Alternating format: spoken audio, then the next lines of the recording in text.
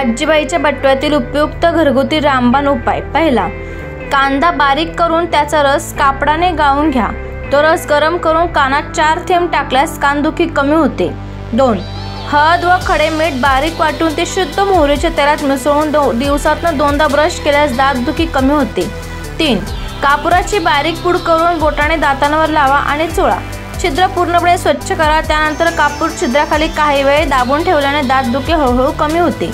4, लहान मुलांच्या पोटात जंत झाले असतील तर कांद्याचा रस सकाळ व संध्याकाळ गरम करून 1 तोळा दिला तर जंत मरतात। 5, कांदा बारीक करून गरम करा। नंतर त्यात गोमूत्र मिसळून छोटे गोळे तयार करा। कपड्याच्या सहाय्याने गाठीवर बांधा। याने वेदना कमी व्हायला मदत होते। 6, 1 चमचा सोयाबीनच्या पानाचा रस आणि मध एकत्र करून दिवसातून 3 वेळेस प्यावे। जंत आणि कृमी 4 ते 5 दिवसात मरतात व बाहेर पडतात। 7, पिकलेल्या डाळिंबाच्या फळांचा 1 चमचा रस सकाळ दुपार संध्याकाळ गरम करून लहान मुलांना दिल्यास निश्चितपणे उलट्या जुलाब थांबतात। 8, 1 ग्लास पाण्यात 1 लिंबाचा रस रोज रिकाम्या पोटी प्यायल्याने लठ्ठपणा कमी होतो। हे 3 महिने सतत केले पाहिजे। उन्हाळा व पावसाळ्याच्या दिवसात हा प्रयोग जास्त फायदेशीर ठरतो। 9, 1 मोठ्या आकाराची लिंबू कापून घ्या। रात्रभर ते अशा जागी ठेवा जिथे दव पडेल। त्यानंतर सकाळी ते लिंबू एका ग्लासात साखरेच्या पाण्यात पिळून त्यात किंचित काळा मीठ टाकून सेवन केल्यास बद्धकोष्ठता दूर होते। 10, कच्चा बटाटा बारीक करून त्याचा रस काढून तो रस जळलेल्या जागी लावल्यास आराम मिळतो। तसेच चिंचेची साल जाळून त्याचे बारीक चूर्ण करून ते चूर्ण गाईच्या तुपात मिसळून जळलेल्या जागी लावल्यास आराम मिळतो।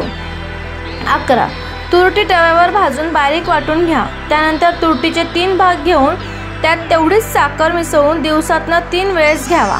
खोकला बरा होतो। 12, मोहरीच्या तेलात लसूण शिजवून त्यात 2 थेंब कानात दिवसातून 3 वेळा टाकल्यास कानातले मुरूम गळतात किंवा बरे होतात व वेदना कमी होतात। 13, गॅसवर पाणी उकळायला ठेवा। यामध्ये सुंठ, तुळशीची पाने आणि साखर मिक्स करा। व्यवस्थित पाणी उकळायला लागले की बंद करा। तयार झालेला काढा गाळून घ्या आणि ताप आलेल्या व्यक्तीला थंड करून प्यायला द्या। 14, मुंग्यांच्या आक्रमणावर हळद रामबाण उपाय आहे। त्यांच्या मार्गावर हळद टाकल्यास त्या पडतात। 15, घरातील कोपऱ्यामध्ये संत्र्याच्या सुकलेल्या साली जाऊन त्याचा धुपट घरात केल्यास मच्छर घरात येत नाही। 16, 1 चमचा देशी तूप आणि अर्धा चमचा सैंधव मीठ कोमट पाण्यात मिक्स करा आणि हे पाणी हळूहळू प्या। नैसर्गिक घरगुती उपाय असल्यामुळे याचा तुम्हाला त्रास होणार नाही। बद्धकोष्ठतेचा त्रास कमी होतो।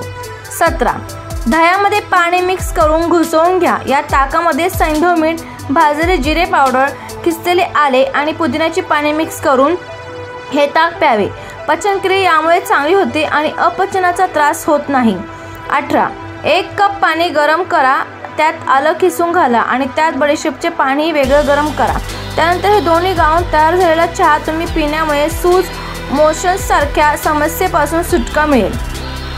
19, 1 चमचा जैतूनच्या तेलात पुदिन्याचा तेवढाच रस मिसळावा। त्यानंतर तो लेप कपाळाला लावल्यास डोकेदुखी गायब होते।